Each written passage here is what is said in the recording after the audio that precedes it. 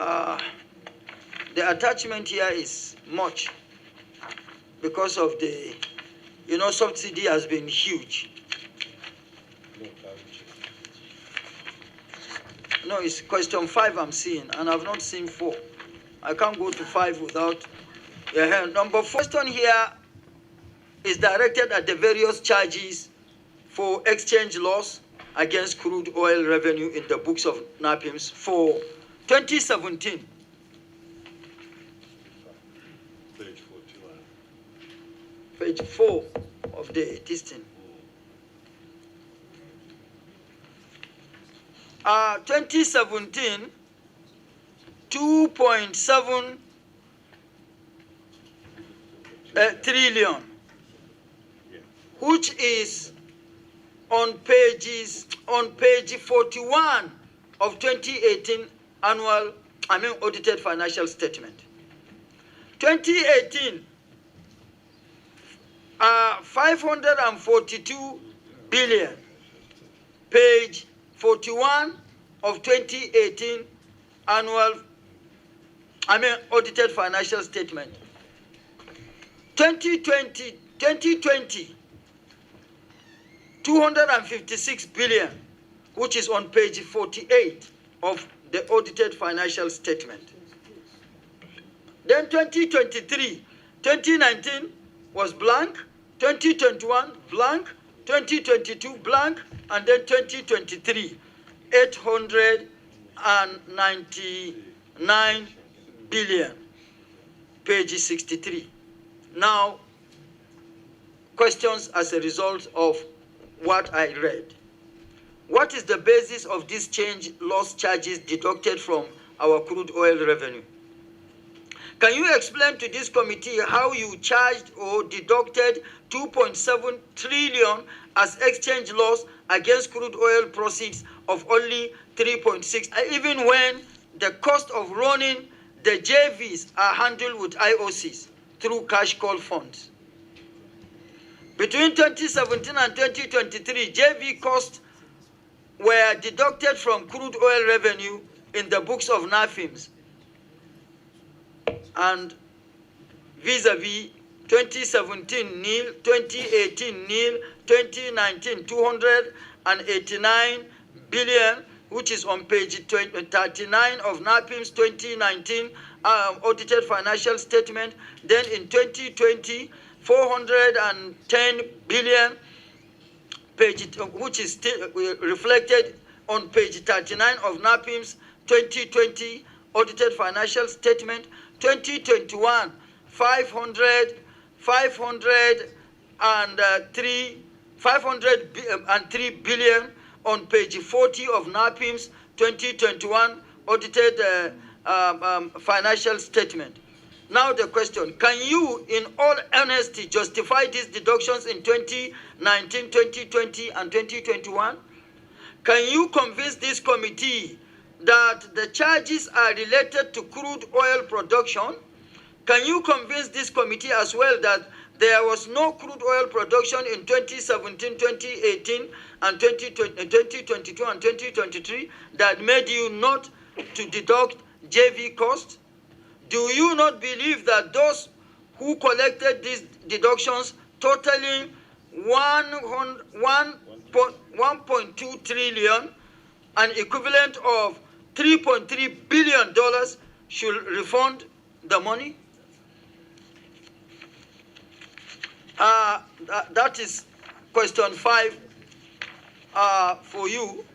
Then question 6. Question 6.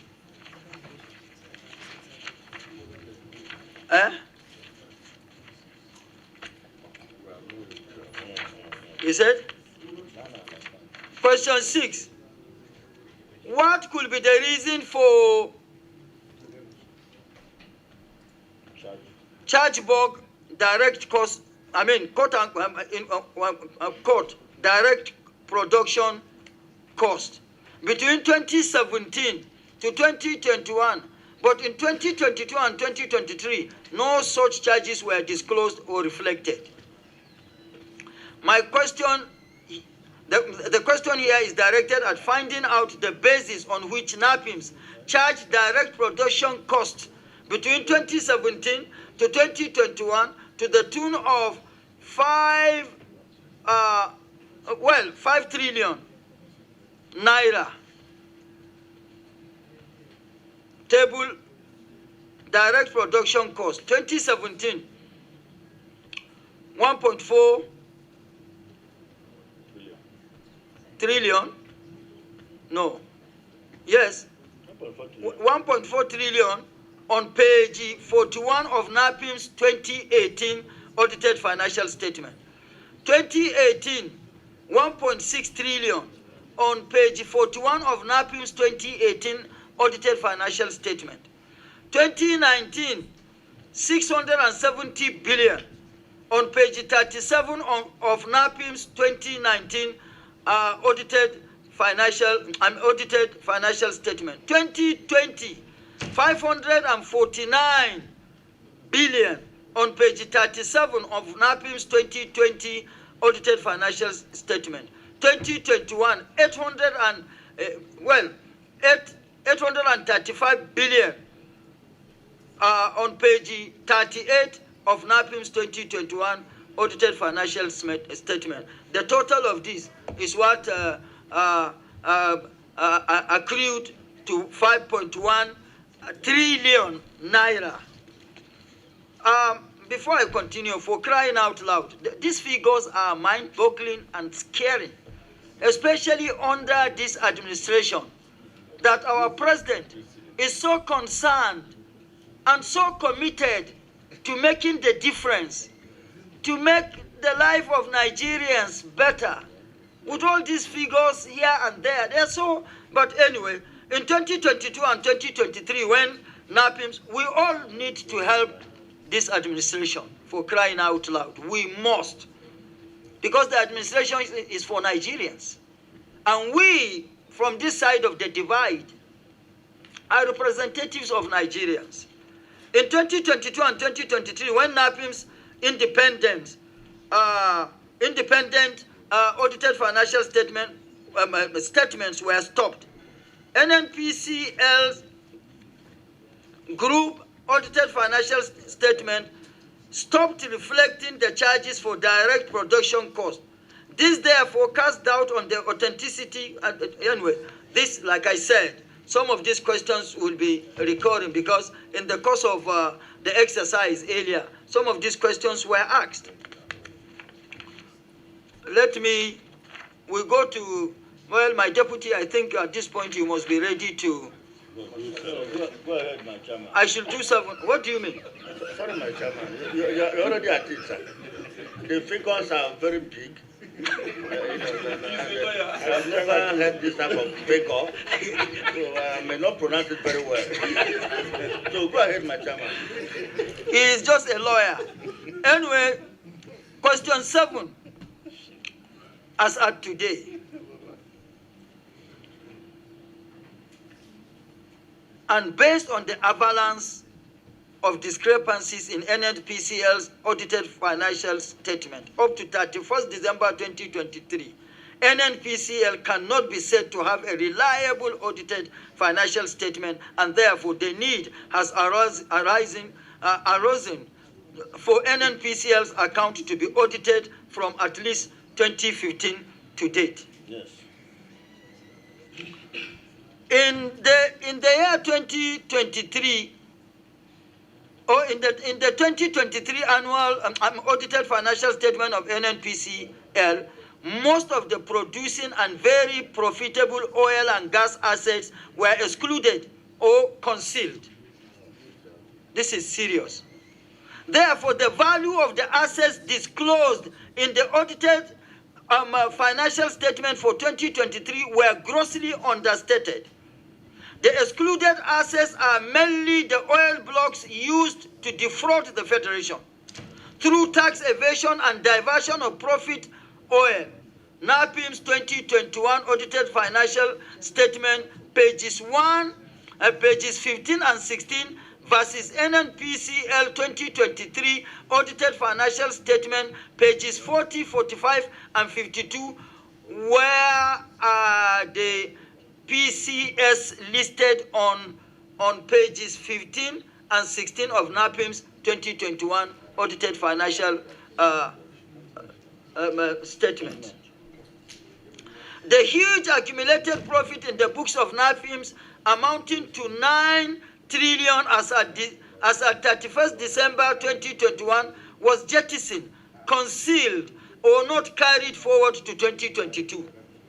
This amount should be appropriately stated by writing back the over 13 trillion naira of illegal costs charged before arriving at the 9 trillion.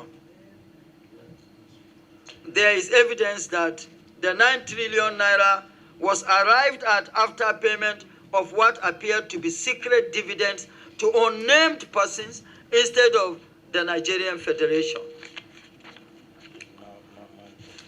It is seriously mind-boggling. Now we are now going to question 8. NNPC / your external auditors, I hope you are taking note of all these questions. We are unable to write as fast as you are speaking, sir. We will give you the question. We will give you the question. That's what I said earlier. This is like, it's for the public to know. I think you have done I think we have done enough. Yeah. If it is for the public, I think we have done enough because I'm running out of breath. Running out of breath because not only because of reading, not only because of the reading, but because of the figures. Because of the figures involved. Sir? Mr. Chairman, I would have loved to ask on 9, just one question on 9, yes. One question on 8. Okay. Necessarily attach the explanations from because they have the explanations because they are all contained in their in the audited financial statement. Just the question, and then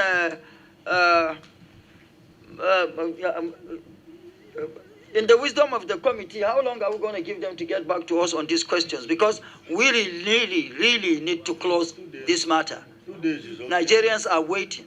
What do you do? 2 days? No, 2 days. No, 2 days. No. What you do, Mr. Chairman, 2 weeks. They have had the questions, even though they don't have all the questions. Speak to so that you'll be recorded. I will be able to provide it to them, to the general public, about 9 questions. They know the magnanimity of the questions that were put forward. Before we now decide what to do with the timing, let's give them the opportunity to say how long do they think they will be able to sufficiently provide answers. Then upon getting the response from them, then we can now sit down and say, okay, this is reasonable, this is not reasonable. Give them the opportunity to say how long they will. We always enjoy your guidance because you are coming from angle of experience, of experiences, and age. But I have a question to you. If they tell us they are coming back to us in 6 months, what do you do? Then we'll sit down. I think it should come from us. 7 days, my chairman. Okay. 7 days. Okay. No, 2 weeks. No. Yeah, 1 week. Yes, 1 week. If they are not able to, then they call back. They call us to say, please, we will not be able to do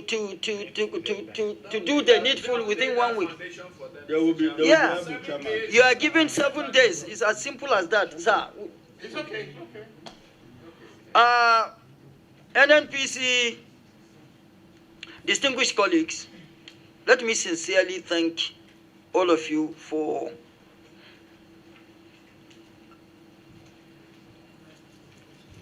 your various contributions that led to these questions being put together and making yourselves always available as responsive, not only members of this committee, but responsive senators, responsible and responsive senators. And to specifically thank you for today, because the Senate is not in session. And also thank you for your contributions in all the questions, particularly those of us that are of finance background. Senator Excellency Senator Dankwambu, Senator Dafinoni, Senator Aminu Iya, Senator Peter Gia. And then from the legal angle, I want to respectfully thank, appreciate and commend my deputy here, who I command here, and then he leads me in the chamber. Distinguished Senator Peter Nwoboyu. City boy, you have brought your marine experience to bear. Tony Nwoye, the information you provided to me have been found useful. Aminu Abbas, thank you so very much, Detective Sergeant. To the NNPC Chief Finance Officer, Mr. Dakpo Shogun, thank you for being here. And then what you made available to the committee. To the external auditors, we're on. You are also appreciated. We're all working for the same cause and the same results. But really and truly, to the public, you can always count on us. At the end of the day, any which way it goes, the Nigerian project will be better off for this exercise, or better off from this exercise. NNPC / your external auditors, you are given 1 week from today to supply this committee answers to these questions, which will now determine the next line of action by this committee. 1 week from now will be, today is Wednesday next week will be date?